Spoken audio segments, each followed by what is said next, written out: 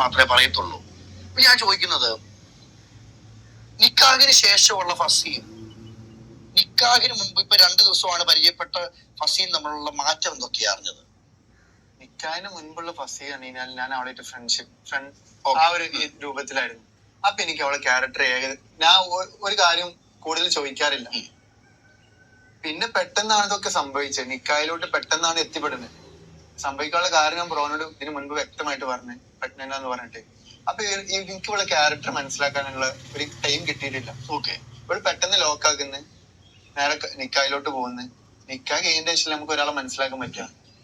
ഇവളെ കൂടെ ജീവിക്കൽ തുടങ്ങിയതിന്റെ ശേഷം ഞാൻ എന്റെ ഏതെങ്കിലും ഫ്രണ്ട്സിന്റെ കൂടെ ഒറ്റക്ക് ട്രിപ്പ് പോയിക്കണമെന്നുണ്ടെങ്കിൽ ബ്രോക്ക് അന്വേഷിക്കാം. ഒറ്റക്ക് ഞാൻ എവിടെങ്കിലും ഡ്രസ്സ് എടുക്കാനും പോലും ഞാൻ എവിടെങ്കിലും ഒറ്റക്ക് പോയിക്കണമെന്നുണ്ടെങ്കിൽ ബ്രോക്ക് അന്വേഷിക്കാം. അല്ല, ഇങ്ങനെ പോകുമ്പം ഒരാളെ പെർമിഷൻ ഒന്നും വേണ്ടല്ലോ. പെർമിഷനോ? അവളുണ്ട്. ശരിയാണ്. നിക്കാഹിന് ശേഷം നമ്മളിപ്പോൾ തുണി എടുക്കാനോ അല്ലെങ്കിൽ ഫ്രണ്ട്സിൻ്റെ കൂടെ പോകാനോ ഒക്കെ ഭാര്യയുടെ പെർമിഷൻ ശരിക്കും എന്തിനാ? അതൊരു ക്വസ്റ്റ്യൻ തന്നെയാണ് കേട്ടോ. ലല്ലു, ഏതായാലും കേട്ട് നോക്കാം. അവളെന്നെ ഒറ്റക്ക് വിട്ടാലല്ലേ വണ്ടി എടുത്ത് കഴിഞ്ഞാൽ ഒന്നില്ലാതെ വണ്ടിന് മുൻപിൽ ഇങ്ങനെ നിൽക്കും. അല്ല, അത്ര എന്തിനാ അനുഭവിച്ചു ഒരാളോട് നിൽക്കുന്നേ? അനുഭവിച്ചു എന്നല്ല, പെട്ടുപോയി. പിന്നെ ഞാൻ എന്തെങ്കിലും ചെയ്ത് കഴിഞ്ഞാൽ എന്റെ മുൻപത്ത് ഞാൻ എന്റെ ഫ്രണ്ട്സിനോട് എന്റെ ഫ്രണ്ട്സിനും അറിയാം. കുറച്ചൊക്കെ തപ്പലുകൾ അവിടെ വരുന്നുണ്ട്. അതായത് നിന്നേ പറ്റൂ. ഇപ്പം നമ്മളെ ഭാഗത്ത് തെറ്റില്ല, നമ്മുടെ ഭാഗത്ത് ശരി മാത്രമേ ഉണ്ടെന്നുണ്ടെങ്കിൽ പിന്നെ എന്തിനാണ് അവിടെ നിൽക്കുന്നത്? എനിക്കറിയാൻ വയ്യായിട്ട് ചോദിക്കുകയാണ്. നിന്നേ പറ്റൂ. കേട്ടു നോക്കാം. ഞാൻ എന്തെങ്കിലും ചെയ്ത് ഇവിടെ അപ്പൊ പോലീസ് എന്ത് പറയാ? ഫസ്റ്റ് വിളിക്കണ പോലീസിനാണ്. നമ്മളെ സ്കൂളിൽ പഠിക്കുന്ന പിള്ളേര് ടീച്ചർമാരോട് പരാതി പറഞ്ഞ മതി. ശരി, പോലീസിനെ വിളിച്ച് തന്നെ ഇരിക്കട്ടെ. പോലീസിനെ വിളിച്ചിട്ട് എന്തിന്റെ പേരിലാണ് ഇപ്പൊ കേസ് കൊടുക്കാൻ പോകുന്നത്? കേട്ട് നോക്കാം. ഏതായാലും ഇതൊക്കെ കേട്ടിട്ട് എന്തോ ഒരു വശവിശക്ക് പോലെ തോന്നുന്നുണ്ട്. നോക്കാം. പോലീസിന് ഒരു കാര്യമില്ലാതെ വെറുതെ വിളിച്ചോണ്ടിരിക്കും. അല്ല മോനെ, ഈ പോലീസ് വിളിച്ചാന്ന് പറഞ്ഞാലും അവര് 2 പക്ഷവും കേൾക്കുമല്ലോ. 2 പക്ഷവും ഇന്നത്തെ കാലത്ത് ബ്രോക്കറിനല്ലേ ഗേൾസ് പറഞ്ഞെടുത്തല്ലേ നിക്കത്തുള്ളൂ. ബാത്റൂമിൽ വീണ ചുണ്ട് പൊട്ടിയിട്ട് ബാത്റൂമിൽ വീണ വീഡിയോ എടുത്തിട്ടടക്കം ഞാൻ അടിച്ചാന്ന് പറഞ്ഞ് കാണിച്ചു കൊടുക്കുന്ന ടീമാ. അങ്ങനെ ചെയ്തിട്ടുണ്ട്. എല്ലാവർക്കും വിട്ടുകൊടുക്കുന്നുണ്ട്.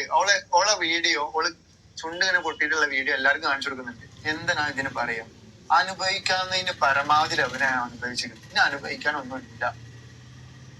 ആൾക്കാർക്ക് എന്റെ ബോഡി അല്ലാന്നുണ്ടെങ്കിൽ ഞാൻ സംസാരിക്കുന്ന ശൈലി കണ്ടിട്ട് ഇന്നെ മനസ്സിലാക്കാൻ പറ്റുന്നില്ല. അവൾക്കാണെന്നുണ്ടെങ്കിൽ നല്ല സംസാരിച്ച ഒരാളെ മാനിപ്പുലേറ്റ് ചെയ്തിട്ട് കയ്യിലെടുക്കാനും അറിയാം.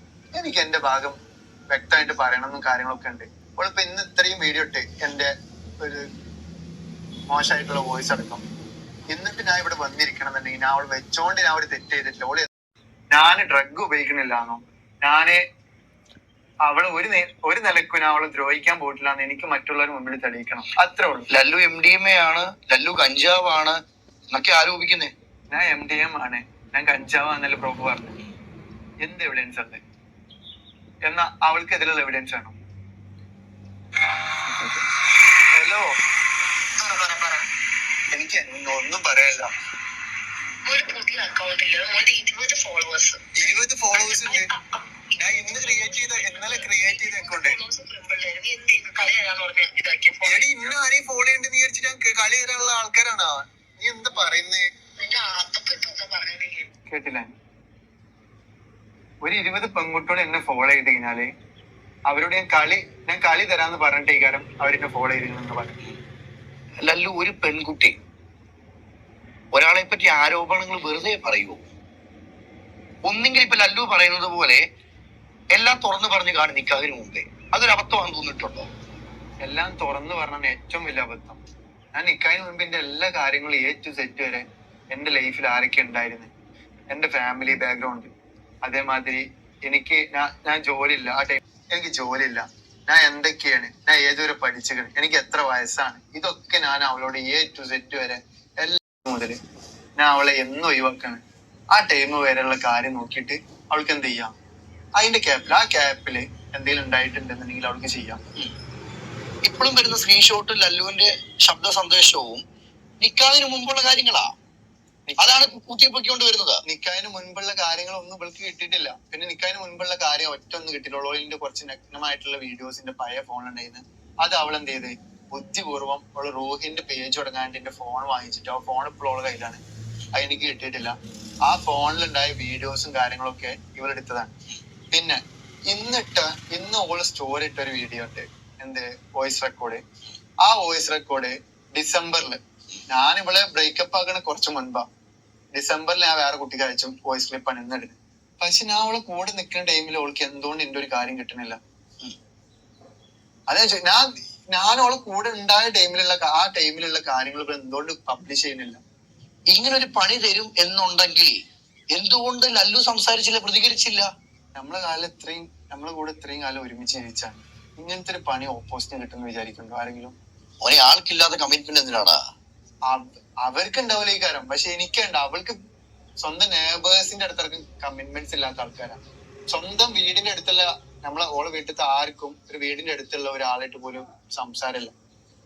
ഇപ്പൊ മിനിയാന്നത്തെ സ്റ്റോറി ശ്രദ്ധിച്ചാൽ നിങ്ങൾക്ക് മനസ്സിലാവും.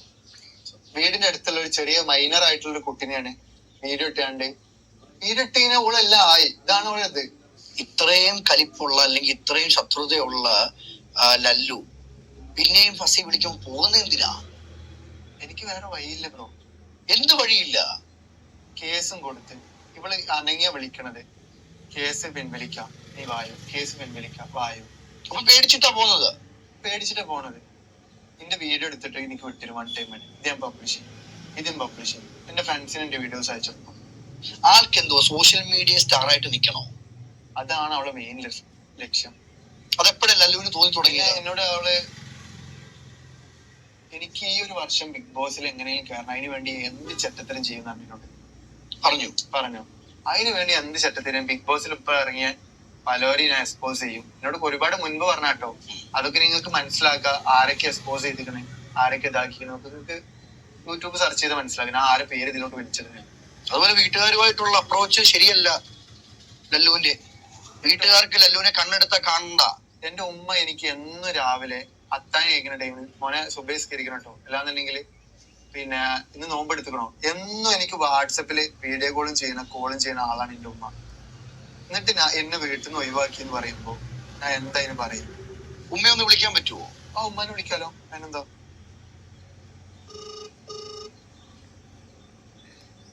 അപ്പം ഇത്രയൊക്കെയാണ് ഇവരുടെ ഈ ഒരു ഇന്റർവ്യൂവിൽ നമുക്ക് കാണാൻ പറ്റിയത്.